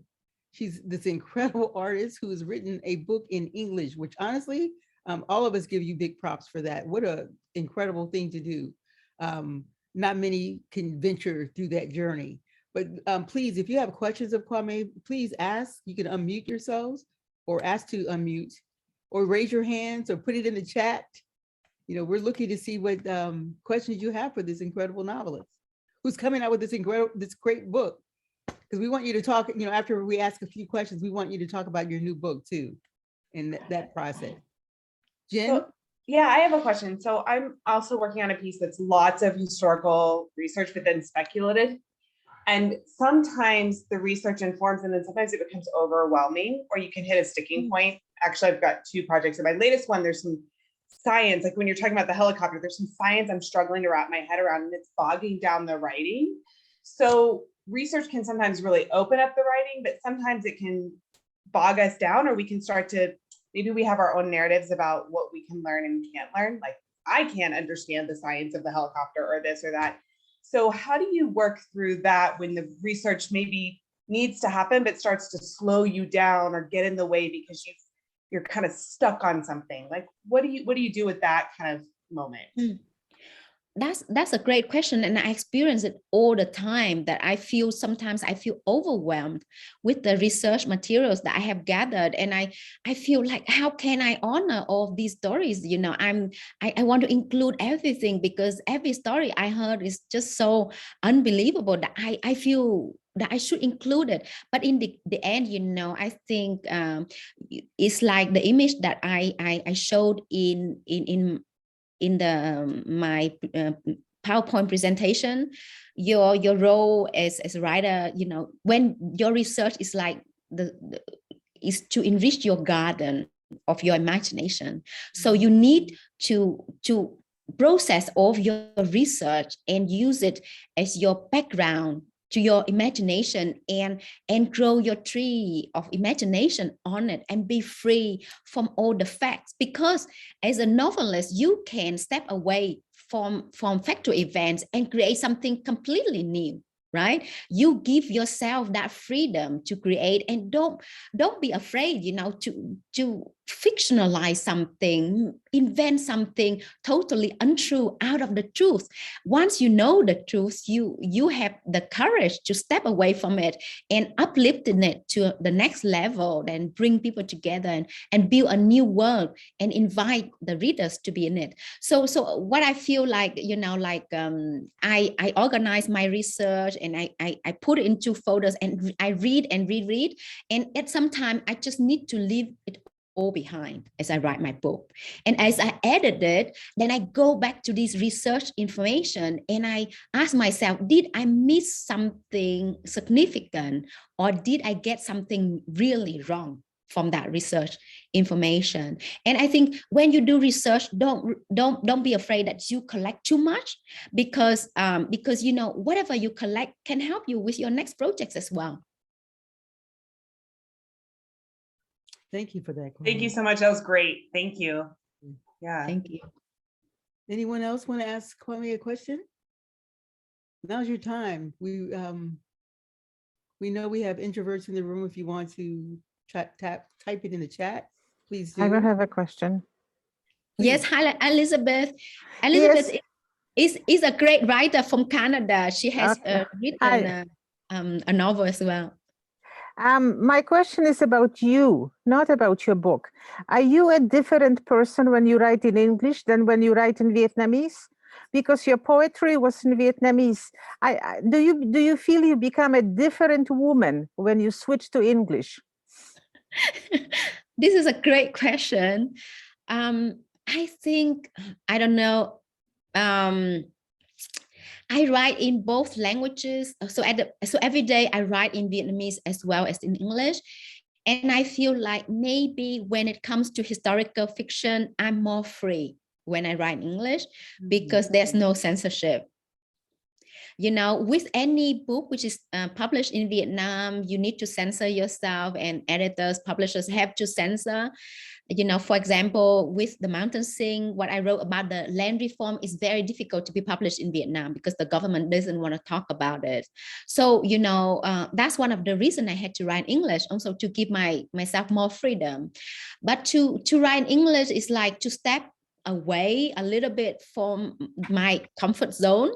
You know, I cannot express myself eloquently as in Vietnamese. You know, there are, you know, like certain word choices that I'm not sure. For example, you know, you don't have that instinct feeling that this is the right word, you know, so I have to use a lot of dictionary, and you know, I want to check for synonyms and all of that. It takes a lot more time and a lot of learning. So every day I still take notes. When I read a book, I note the new words that I need to learn. You know, there's still many complicated English words that I don't know. So I'm learning every day. And I think, you know, writing in English asked me to learn, and this is something really exciting. But I also, it helps me with my writing in Vietnamese too.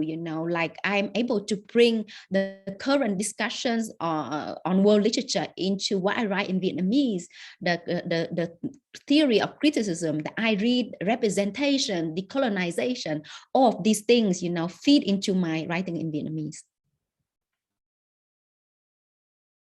Thank you for that. Thank you. Anyone else?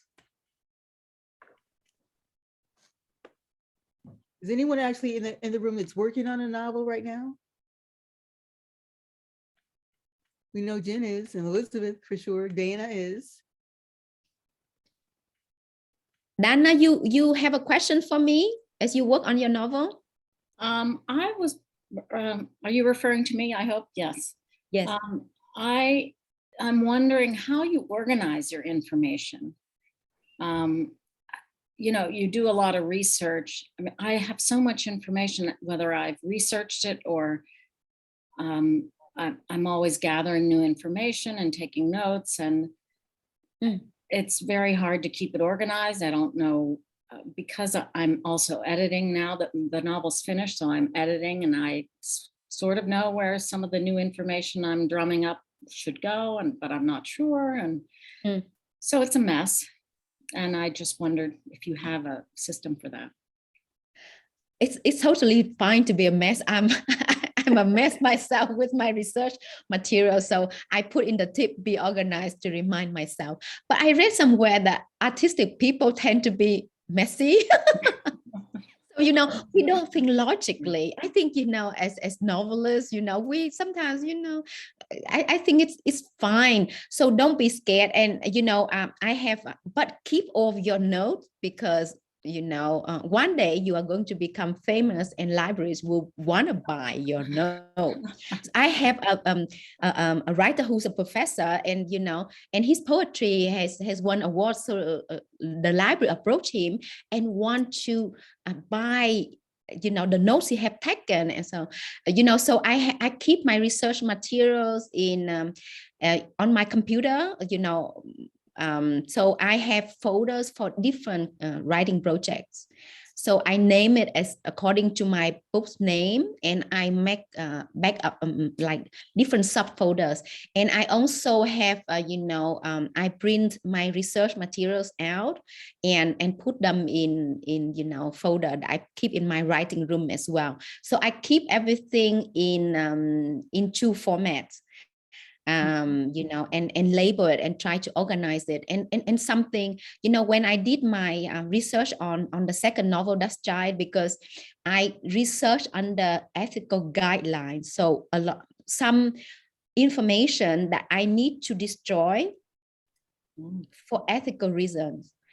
Because for example, if I interview people who are looking for the children whom they abandoned, and the families have no idea about it. So I wrote down, and they signed all the research, like consent forms. But after my PhD, I destroyed everything to protect their identity, and also as per the requirement of my PhD, ethics committee. So, for this, I think as a writer, the most important thing is that you understand, you research so that you understand and you enrich your knowledge. And, don't be afraid to rely on your memory of what you have learned as you grab the book. Because if you go back and forth to your research information, you are going to bind yourself. It's like some stones are dragging you down. You can't fly with your writing. So, as you read through the research information, memorize, take notes so that you can memorize, but feel free to abandon all of that. Abandon it, because you have it in your mind. Trust the power of your inner mind to take you where your characters are deemed to go. So when you write, don't forget that you have your power, and your characters have power. They can drive you, and you drive them as well. So, leave your research information, because it's all in your head, and trust yourself as you work on your novel. Great. Thank you for that. Thank you so much for that. Absolutely. It's interesting because I'm working on a piece of my book about Vietnam War, but what it did to Black military families and what it was like for those soldiers when they came home. So a lot of the research about it was really kind of horrific. But like you said, reading it, it made me think about, you know, just having that knowledge informed how it affected like my family. And we're it just kind of, so it pushed the research away, but it actually helped inform how I would write that piece. So you're absolutely right. And we only have a few more minutes left with this incredible author. Carla, I need to know more about the book the work you're writing later. You need to tell me more because during the Vietnam, you know, like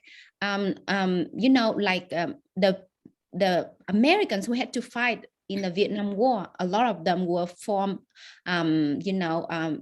these advantaged families, you know, they couldn't afford to go to universities, or they were Black, or they were poor. So there were a lot of racism involved too. So what you're writing is really important. Thank you. Absolutely. And it's really a story that's not been told about those Black military families.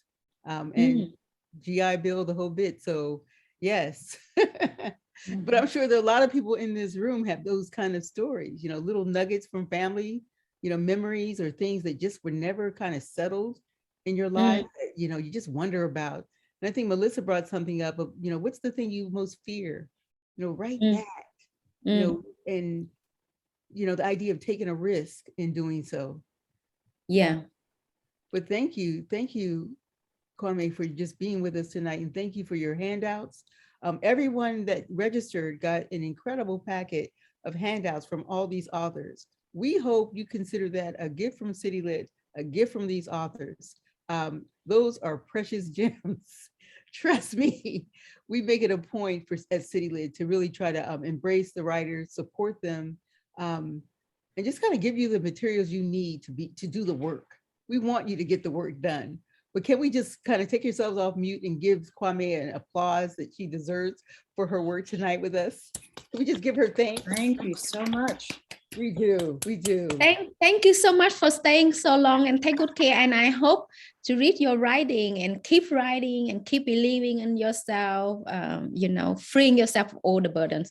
Thank you so much, Carla, for having me. You are an incredible champion of literature. You are a gem. Thank you so much. And happy International Women's Day, everyone. Absolutely. And once again, too, we have board members on this call. Dana Harris Travado is our board chair. Tracy Diamond just joined us as a board member, incredible person. Aditya, you met him earlier today. Thank you, our board members. Thank you, everyone, for joining us tonight. Keep writing. Make sure you stick with CityLit. Please make sure you fill out those evaluations. They mean everything to us. Our first full day live program is Saturday at the Pratt. Just show up, but you do have to register for Nicole Hannah-Jones. But thank you. Good night, everyone. Kwame will be in touch. We appreciate you. Thank you, everybody. Thank you, Aditya, for your moderation. Yes, thank you, everyone. Thank you, Carla. Thanks, everyone. Absolutely. Bye, everyone. Please. Bye. Thank you so much. So bye. Thank you. Bye.